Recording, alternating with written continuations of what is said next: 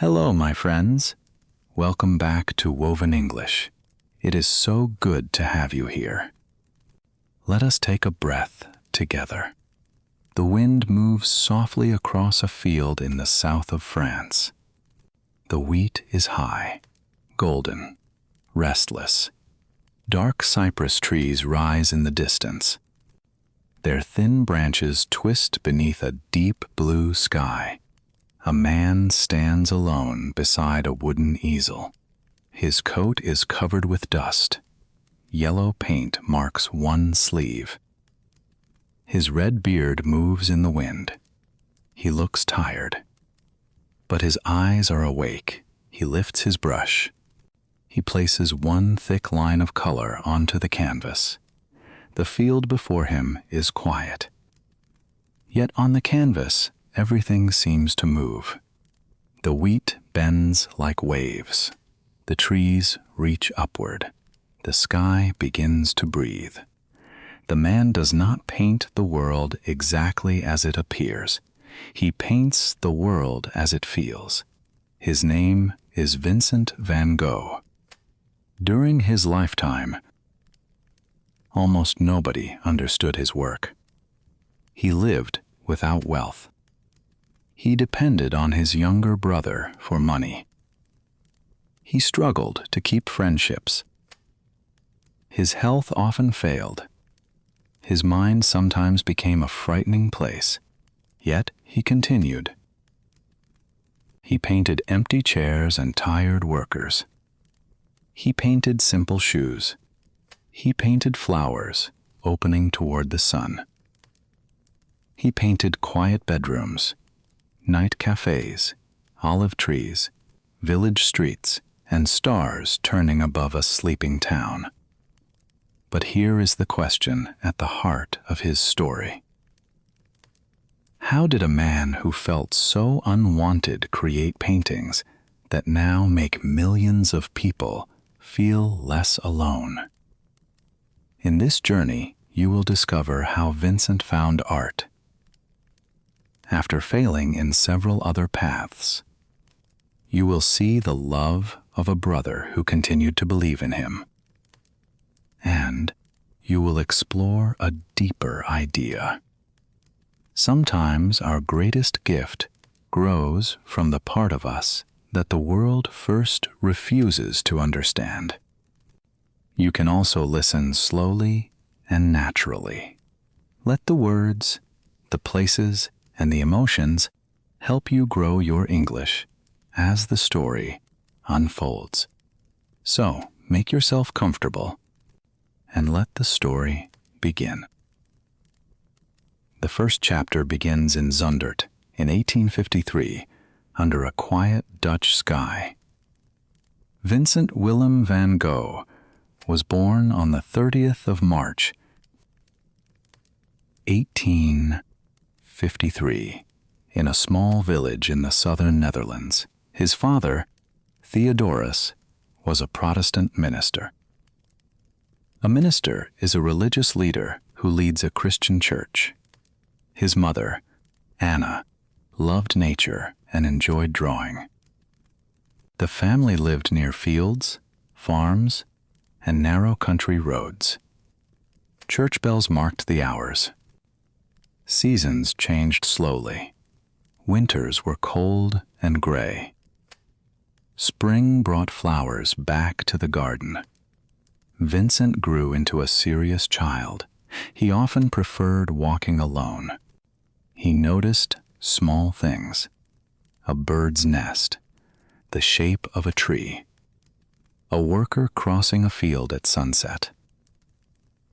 Nature gave him a kind of peace that people did not always give him. He was also difficult to understand. His emotions were strong. His behavior could change quickly. At home, he often felt separated from the rest of the family. At school, he did not build many close friendships. Still, he was not without love. Several younger brothers and sisters followed him. One of them was Theo, born 4 years after Vincent. As the two boys grew older, Theo became more than a brother. He became Vincent's listener, his supporter, and his closest connection to the world. But neither boy could yet know how much that bond would matter. At the age of 11, Vincent left home for boarding school. The separation hurt him deeply. Years later, his letters still carried a desire for home, warmth, and human connection. He did not become an artist as a child. There was no clear sign that painting would become his life. He did not enter a famous art school. He did not grow up surrounded by professional painters. His path began somewhere else. At 16, family connections helped him find work with Goupil and Company, an international art business. The company bought and sold paintings and prints. Vincent first worked in The Hague. Later, the business sent him to London. For a time, London gave him hope. He walked through busy streets and across bridges over the River Thames. He visited museums. He read books. He saw gardens behind rows of houses. His letters from this period could sound warm and excited. But the feeling did not last. A painful personal disappointment affected him. His mood changed. He became quieter and more religious. He lost interest in selling art as a product. Customers wanted pleasant conversation. Vincent wanted to discuss truth, suffering, and meaning. These were not good qualities for a young salesman. In 1876, Goupil dismissed him. He had lost his first real career, yet he did not believe his life was over. He decided that perhaps business had been the wrong path. Perhaps he should serve others instead. He worked briefly as a teacher and assistant preacher in England. Then he returned to the Netherlands and prepared for religious work. He wanted to follow his father into the church. But formal study was difficult for him. He disliked the long academic training. Academic means connected with serious study at a school or university. Vincent wanted to help people directly. He did not want to spend years proving himself through examinations. So he went to the Borinage, a poor mining region in Belgium. And this is the moment his story becomes truly interesting. But what would he find in those dark mines? The Borinage was dark with coal dust. Men entered the mines before sunrise. They worked underground in dangerous spaces. Their faces and clothes became black. Families lived in small houses with little food or heat. Vincent arrived as a religious worker. He wanted the miners to trust him. He visited the sick. He read from the Bible. He gave away his own clothing and furniture. He lived with very little, because the people around him had very little. But church leaders did not admire his extreme behavior. They thought he lacked balance and dignity. Dignity means calm, respectable behavior that shows self-respect. His appointment ended once again. Vincent had failed. He had failed in business. He had failed in formal religious study. Now he had failed as a church worker. He was 26 years old. He had no stable job. His relationship with his parents had become difficult. He did not know where he belonged. For months, he lived in great uncertainty. Then he made the decision that changed his life. He began to draw the people around him. He drew miners bent beneath heavy bags.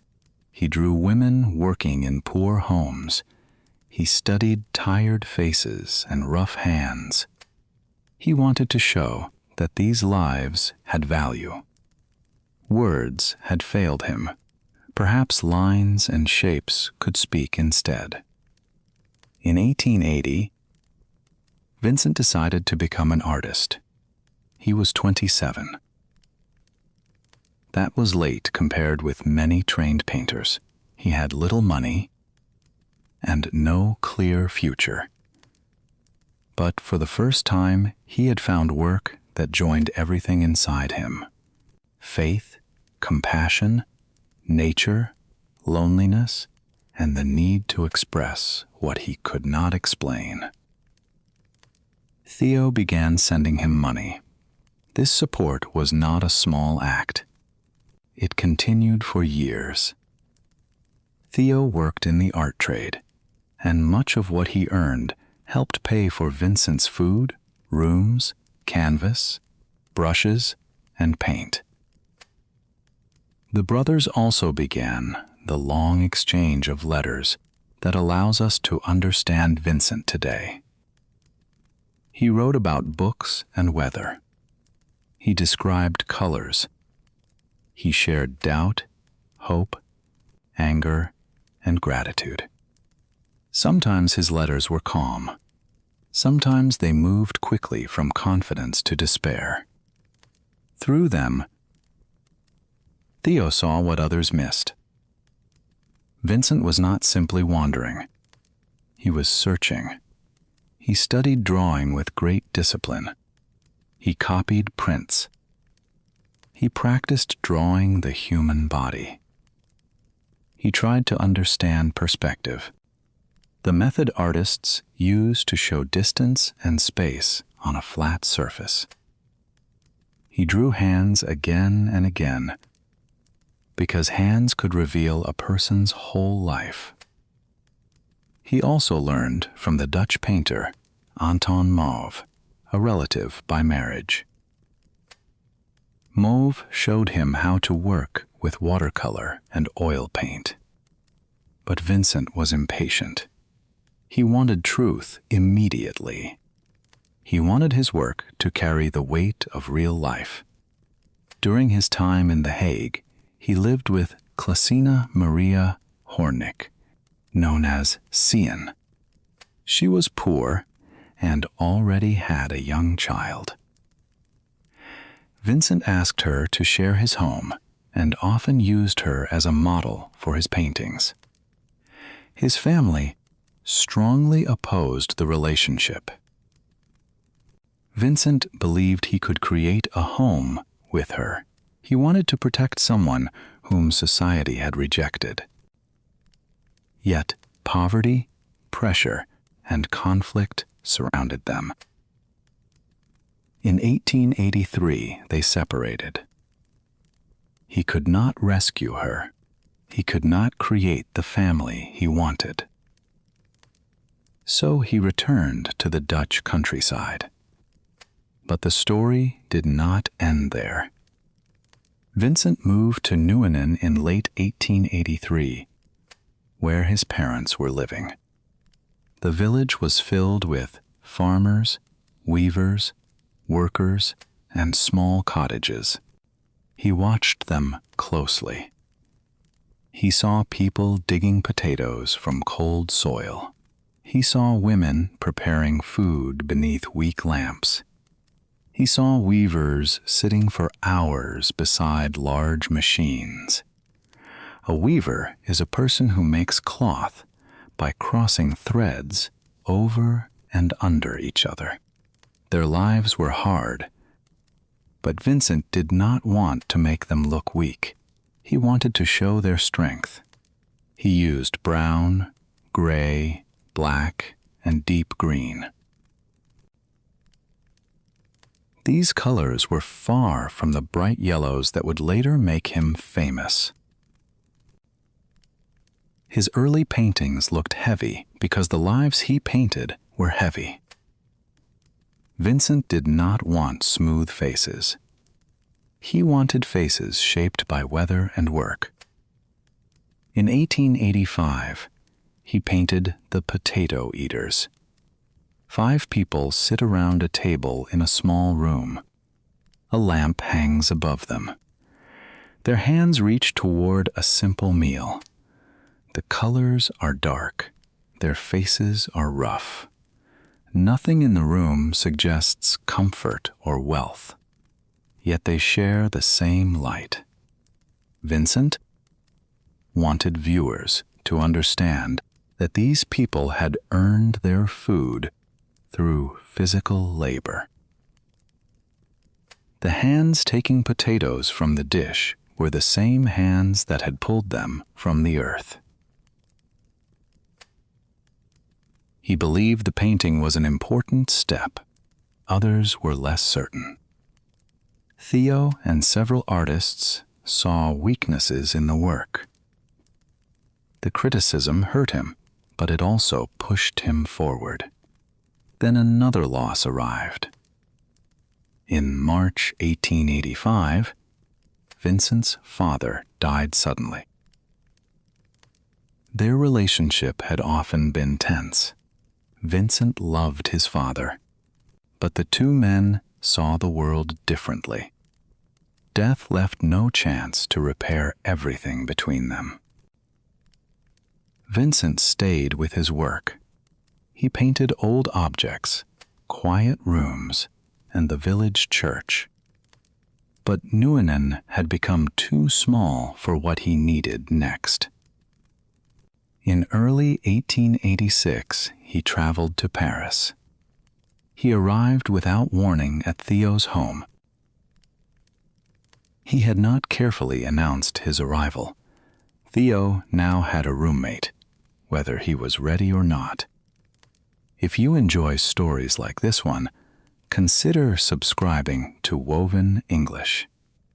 New journeys through history, art, and human courage arrive every week. Now here is where the story becomes truly interesting. Paris moved quickly. Carriages filled the streets. Cafes stayed open late. New buildings and electric lights changed the city. Artists gathered in small rooms and argued about the future of painting. Vincent entered this world carrying the dark colors of the Dutch countryside. Then he saw the work of the Impressionists. The Impressionists were a group of artists who painted light, weather, and ordinary life using quick brushstrokes and brighter colors. The name came from a critic who mocked one of Monet's paintings. But the artists kept the name and made it famous. Vincent studied works by Claude Monet, Camille Pissarro, and Edgar Degas. He also met younger artists who were testing new methods.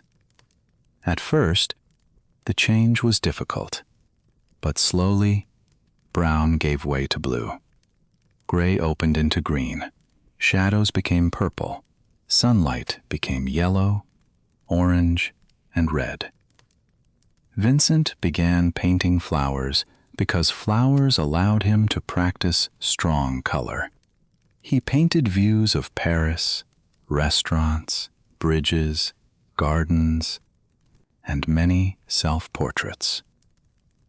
He could not always afford a model, so he studied the face in the mirror. Each self-portrait became an experiment. One face appears calm. Another looks guarded. In another, the eyes seem tired but direct. He was learning technique, But he was also asking a question. Who was this man becoming? Japanese prints also influenced him greatly. Their clear shapes, unusual spaces, and flat areas of color suggested a new way to arrange a picture. Vincent collected them and studied them closely. In only 2 years, his work changed greatly. But life with Vincent was not easy for Theo. Vincent argued intensely. He spent money quickly on art supplies. He could be warm 1 hour and angry the next. Theo loved him, but sharing a small Paris apartment placed great pressure on both men. Vincent also struggled with the city itself. Paris gave him ideas, but it took away his peace.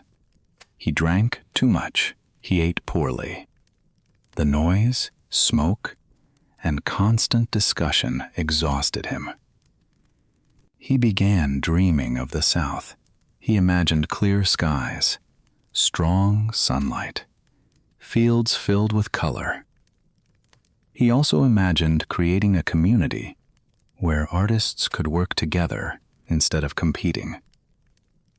Alone. In February 1888, he boarded a train for Arles. He was 34 years old. He had found color. Now he wanted to build a home for it. And what would he build in that golden southern light? Vincent arrived during winter. Snow covered parts of the town. But spring soon changed the landscape. Fruit trees opened into white and pink flowers. The sky became wide and clear. The light was stronger than the light in Paris. Vincent worked with enormous energy. He carried his easel into orchards and fields. He painted bridges, boats, cafes, roads, and workers. Wind blew dust onto his canvas. Insects landed on wet paint, he continued. The world around him seemed simple. A chair, a pair of boots, a bridge, a cafe after dark. But in his paintings, simple things became emotional. He rented part of a small building that became known as the Yellow House. He painted its walls and planned its rooms. He wanted another artist to join him. His dream was larger than friendship. He imagined what he called a studio of the South. Artists would live together, exchange ideas, and support one another. Theo would help sell their work in Paris. Vincent would finally belong to a family that he had chosen. He invited Paul Gauguin. While waiting, Vincent painted sunflowers to decorate Gauguin's room. The flowers filled their vases with yellow, gold, green, and brown. Some stood tall, some bent. Some were beginning to dry. They were alive and fading at the same time, like summer held for one more moment. Gauguin arrived in October 1888. At first, the two artists worked together. They walked through Arles.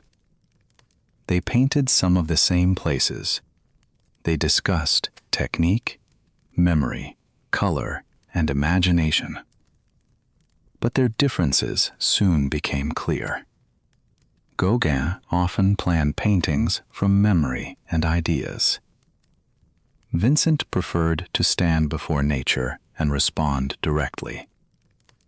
Gauguin was controlled and confident. Vincent was open, intense, and increasingly unstable. Their conversations turned into arguments. Vincent feared that Gauguin would leave. That fear placed even more pressure on the friendship. By December, life inside the yellow house had become tense and uncertain. On the evening of the 23rd of December, 1888, a serious crisis occurred. After a violent argument, Gauguin left the house. Vincent suffered a mental breakdown and injured his left ear. A mental breakdown is a period when a person's mind and emotions become so overwhelmed that they cannot function normally. The full events of that night remain uncertain, and historians still discuss some details. What is certain is the consequence. Vincent entered the hospital. His dream had broken. The rooms he had prepared for a new artistic family became empty. Gauguin left Arles. Some local people began to fear Vincent and asked officials to act. Still, when his health allowed it, Vincent returned to painting. He painted himself wearing a bandage. He did not hide his damaged face. He looked directly at himself and continued the work. Theo came to help. Again, one brother stood beside the other.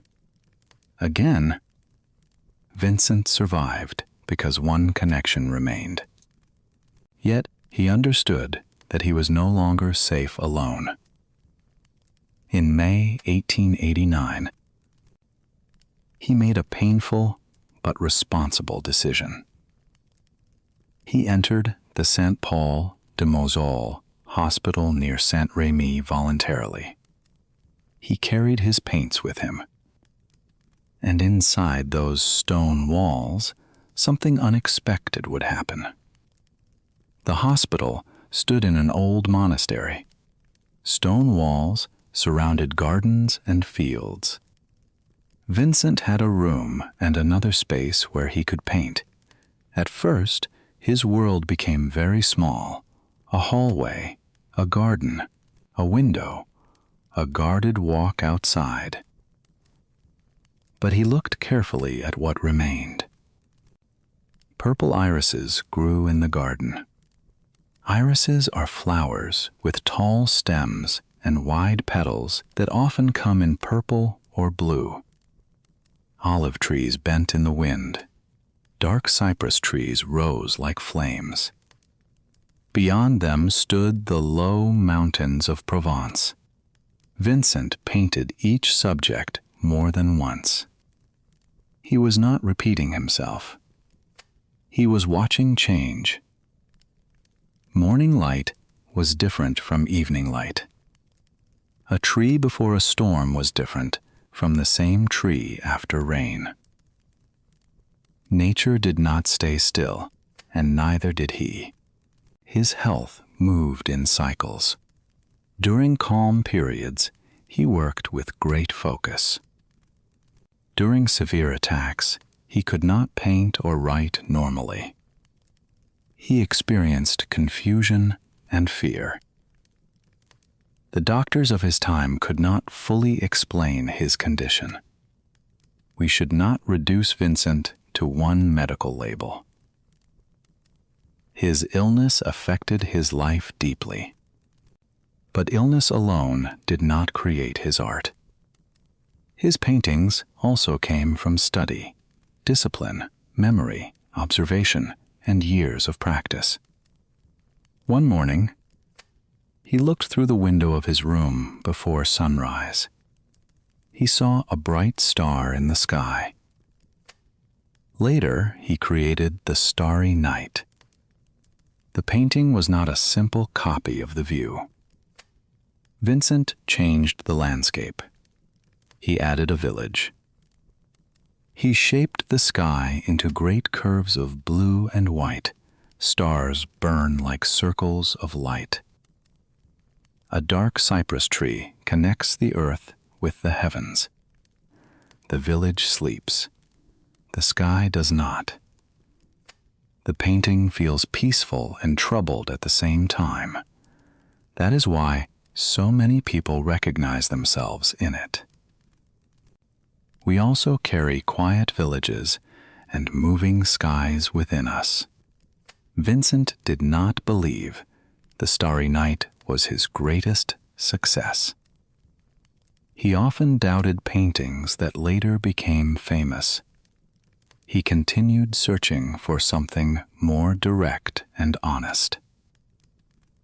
During his year at Saint-Rémy, he created more than 150 paintings and drawings. Some show gardens full of life. Others show fields beneath heavy weather. His brushstrokes turn and repeat like lines of music. Theo continued to send encouragement and supplies. He had also married Gogh-Bonger, known as Jo. In January 1890, they welcomed a son and named him Vincent Willem. Vincent painted flowering almond branches as a gift for the baby. The branches open against a clear blue sky. After so many images of struggle, the painting feels light. New life has entered the family. A child carries Vincent's name, but not his sorrow.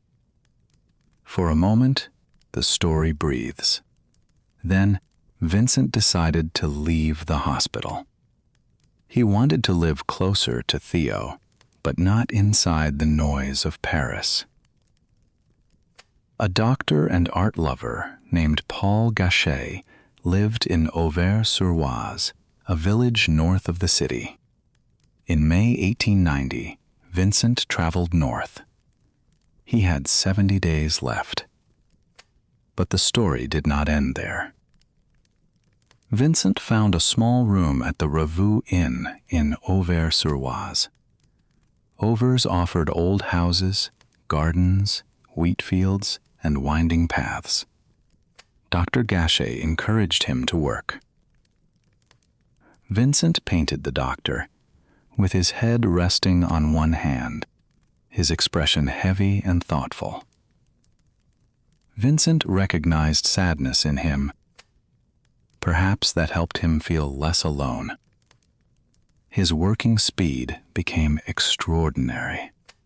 He painted the church at Auvers, cottages with deep roofs, gardens, portraits, tree roots, fields, and skies filled with changing weather. Some canvases became wider. They give the landscape room to stretch. In Wheatfield with Crows, dark birds cross a troubled sky above bright wheat. 3 paths move through the field. Viewers often connect the painting with Vincent's death. But we should be careful. We do not know that he meant it as a final message. The last weeks were not only dark. Vincent visited Theo and Jo in Paris. He enjoyed seeing his young nephew. He made new friends in Auvers. He spoke about future work. But serious worries remained. Theo faced problems at work and carried financial responsibility for his wife, his child, and his brother. Vincent knew this. He feared losing Theo's support. More deeply, he feared becoming a burden to the person who had sacrificed so much for him. On the 27th of July, 1890, Vincent went out into the countryside. During that day, he suffered a gunshot wound to the chest. He managed to return to the inn, where Dr. Gachet treated him. The bullet could not safely be removed. Theo came from Paris and stayed beside him. The brothers spoke quietly. No grand audience gathered. No museum director arrived. No crowd understood that one of the most important painters of modern art was dying in a small upstairs room. There were only two brothers. One had painted, the other had believed. Vincent died early on the 29th of July, 1890. He was 37 years old. At his funeral, friends placed flowers around his coffin. Yellow flowers filled the room. Paintings rested nearby. The color that had followed him through fields, rooms, stars, and sunflowers now surrounded him one final time. But his death was not the final chapter. Theo was already unwell. The loss of Vincent affected him deeply. His condition became worse, and he died in January 1891, only 6 months after his brother. Years later, Theo's body was moved to Auvers and buried beside Vincent. Ivy grows across the two graves. The brothers who spent so much of life separated by distance now rest beneath the same sky. Yet another person now had to make a choice. Theo van Gogh-Bonger, Theo's widow, inherited hundreds of Vincent's paintings and a large collection of letters. She was a young mother. She needed financial security. The art world still did not fully value Vincent's work. She could have sold the paintings quickly. She could have stored them away.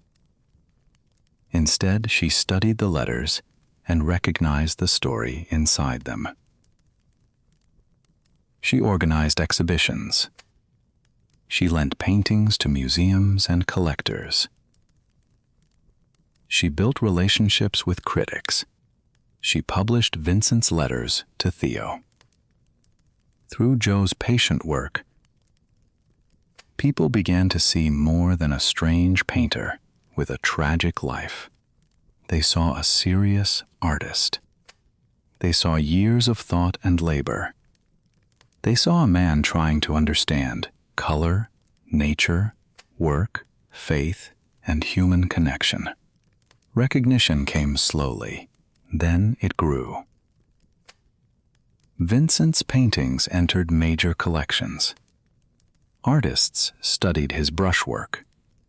Writers read his letters. Viewers stood before his sunflowers, his bedrooms, his fields, and his stars. The man who had struggled to communicate now spoke across languages. The man who had feared that his work had little value changed the history of art. But his deepest legacy is not the price of his paintings. It is the feeling people experience before them. You stand in front of the starry night, and the sky seems to move with emotions you cannot name. You look at the bedroom, and a simple room carries both hope and loneliness. You see the worn shoes, and you imagine the road inside them. You see the almond blossoms, and after a long winter, something opens. Vincent's life asks us a difficult question. What do you do when the world does not understand the most honest part of you? He continued to look. He looked at people whom society ignored. He looked at old shoes and saw a journey. He looked at a poor family and saw dignity. He looked at a hospital garden and saw life returning. He looked through a narrow window and found an endless sky. Perhaps learning English can feel like standing before an empty canvas. At first, your words may seem too small, your sentences may feel rough. But Vincent's journey teaches us that progress does not always begin with confidence. Sometimes it begins with attention. You listen to one sentence. You learn one new expression. You try again after a mistake. Then, slowly, the colors of your language begin to change. And one day, the silent space that once frightened you may hold a sky filled with your own stars. Tell me in the comments, which part of Vincent van Gogh's life stayed with you the most? Was it the lonely young man drawing minors in the Borinage? Was the yellow room he prepared for a friend in Arles? Or the hospital window that became a sky full of moving stars? If these stories help your English grow, please subscribe and join us every week here at Woven English. Thank you for listening. I will see you in the next story.